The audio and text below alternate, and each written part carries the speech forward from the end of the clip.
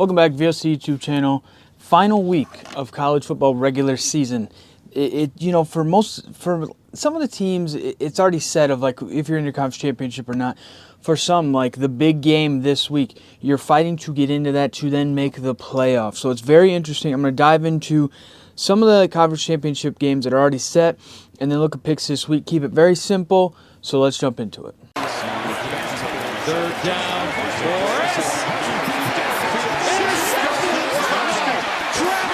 I hope everybody had a great Thanksgiving with their families, got stuffed with some food, watched some football, and now it gets real serious again. Now life starts hitting back up as we are in the final week of regular season of college football.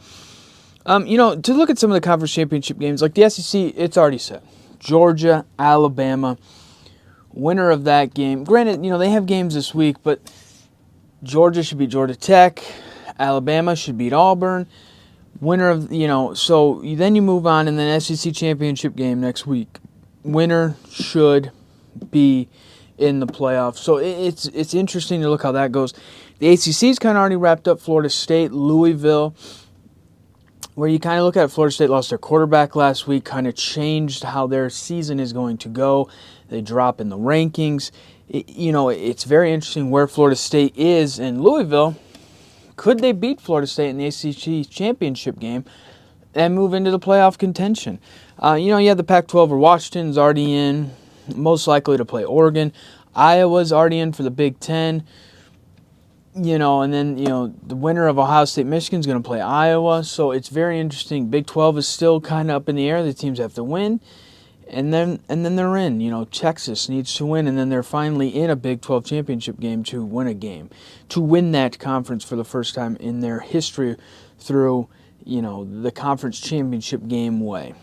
But I wanted to dive into picks this week. Look, it's rivalry week. The games aren't as big for everybody. I think there's two games that really stand out compared to the other ones. One stands out bar none over every single other one of them. But the first one is number 16 Oregon State, 8-3 at number 6 Oregon, who is 10-1. Oregon's a 14-point favorite. That game is tonight on Black Friday. I think Oregon wins this game, and I think it's going to be another chance for Oregon to flex their muscles, to show how good they are. Bo Nix, another Heisman-type statement game of what it gives him. I think Oregon's very good. I'm excited for them and Washington to play next week. The rematch in that game. Oregon, since they've lost Washington, has looked like the far better team. They've been more consistent, been more dominant. So that would be very interesting to see. Kentucky, 6-5 at number 10. Louisville. Louisville's 10-1. Louisville is a 7.5-point favorite. This game is interesting because, Louisville already has the ACC wrapped up. Kind of their destiny is in their hands, and you have a rivalry game like Kentucky. How does that work? How does it look? I think Louisville wins it, but I think it's close. I think it's one of those games where a lot's going to happen. Kentucky's going to try and pull out all of the tricks to win the game, but I think Louisville pulls away at the end. Number 8, Alabama, 10-1, minus 13.4 at Auburn, 6-5. This game, it's not there yet with Hugh Freeze in his first year at Auburn. I think eventually it will get there to where this game is very competitive like it has been in years past. I think Alabama comes in. I think they dominate. I think they continue their groove, and they're going to make a statement as they head into the SEC championship game where they play Georgia. I think, it might be close early, but I think Alabama pulls away. I think they cover. They might even win by 20 points. I think that's how good Alabama is right now, and I think that's what they're going to do. Number 5, Florida State, 11-0, minus 6.5-point favorite at Florida, who is 5-6. Florida's fighting to get into a bowl game. Florida State loses their quarterback. I think this game comes down to the wire. I don't know if Florida can fully knock off Florida State, but I think it goes down to the wire. I think Florida's defense steps up and their playmakers on offense. I think Florida State wins it, but I think it's close. I think this comes down to a field goal, or Florida has a chance to win the game with a field goal and they miss it. I think it's that close. Number 24, Clemson, 7-4, minus 7-point favorite at South Carolina, 5-6.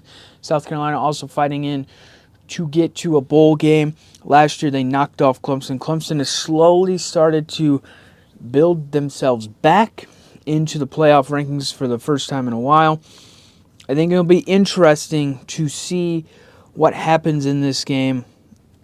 I think it's a very evenly matched game, but I think Clemson wins it, and I think Clemson ends up winning by 10 points. I think they cover on this one just because of what happened last year and how Clemson started to feel. Since they beat Notre Dame, they've kind of found their groove. They found their way again. South Carolina, to me, is just they're down. They had high hopes last year coming off their not great year, but it was a good year. And now they're back down to the slums. But I think Clemson knocks them off and pretty much dominates the game. I think that's how it's going to be for a lot of these games. I think it's close because of rivalry stuff, but I think at the end of the day, the better teams will prevail.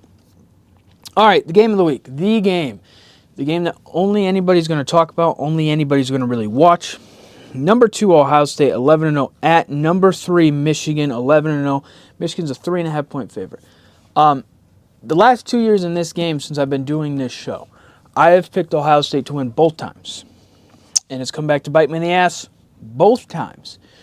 When I look at this game, it comes down to very simple things of who can control the line of scrimmage, both offensively and defensively. Can Ohio State run the ball? Can Michigan be able to make plays on the outside on offense with J.J. McCarthy throwing the ball? Last year, Michigan was able to do that. Last year, Ohio State wasn't able to do that, running the game-wise. It's going to be very interesting. It's going to be interesting, what does Michigan want to do? You have no Jim Harbaugh on the sidelines, so you have Ryan Day going up against an offensive coordinator. To me, Sherrone Moore and Ryan Day, head coaching-wise, I would say they're pretty similar. I think that Ryan Day doesn't have much of an advantage when it comes to head coaching over Sherrone Moore, other than the experience he has. But to me, Sherrone Moore, if he gets through this cheating scandal unscathed, I think he'll be a head coach. And I think he'll be a very quality head coach. So, that matchup of head coach, to me, it doesn't really play much. Now, Ryan Day will have experience, like I said, he has the upper hand with experience, but I don't think that's going to matter too much. It's going to be just Sherrone Moore. I want to run the football like he did at Penn State. We're just going to run the football. We're going to do what we do best. Or is he going to try and open the game up a little bit, do some different things? Now, I think this is going to be a low-scoring game. I think defensively it's going to be a battle. I think both teams have very, very good defenses. This game always comes down to who can run the ball the best, and Michigan the last 2 years has been able to do that. Can Ohio State do that? I don't know. I trust Michigan's offensive line more than I trust Ohio State's offensive line. I trust J.J. McCarthy a little bit more than I trust Kyle McCord. Now, granted, he does have a big road win against Notre Dame, but Notre Dame ended up not being as great throughout the year as they were in that game. So this is very interesting. Look, it's a toss-up for me. I hate the cheaters in Michigan. I don't mind Ohio State. I really don't care. Usually I go towards them. When I look at the Ohio, I go against Michigan and I go towards Ohio State a little bit more in these games because, they don't mind me. I don't care. I'm a big Urban guy. But when I look at this game, I hate to be the guy that's like, I have been dogging on Michigan because I do think they're cheaters. I do think Harbaugh deserves to be suspended, and, I do think it helped them competitively over the last 3 years. But when I look at this game, the recency bias of what Michigan has done to Ohio State the last 2 years comes into play. And for me, I think Michigan's going to win it. I think it's going to be a close one. But I think Michigan wins it at the end because I think that they can run the ball. And defensively, I think they can do enough to hurt Kyle McCord and stop Ohio State from running the ball. And I think that's what it's going to come down to. Who can run the ball? Who cannot run the ball? That's what it's going to come down to. Can Ohio State's defense step up? I don't know if it's going to be able to step up enough. At the end of the day, I just do not trust Ryan Day in a game like this, even if he is going against an offense coordinator playing as the head coach. So I think Michigan wins it. I think Michigan wins it by a touchdown. I think it'll be closer than the last couple years. I think it'll be closer than last year. Ryan Day, this is a game for him where it's like, I'm not tough, the team's not tough. Whatever. I don't care. Sadly, I'm going to go with the cheaters, and I'm going to pick Michigan to win it. I just think that's how it's going to be. I think Michigan's the better team overall, and at the end of the day, I trust them a little bit more than I trust Ohio State. All right, that's going to do it. Look. Last regular season games of the year happening this weekend, happening today, this weekend. Some happened yesterday. it all comes down to this. The marbles, everything is on the line. And, either you're going to, put up or shut up. That's one of those things. So it'll be interesting. One game is above the rest this week, as it should be, as it is the biggest game of the year, I think, for any conference, anything. This is the biggest game of the year because this plays a whole lot on what happens the next week of the college football season.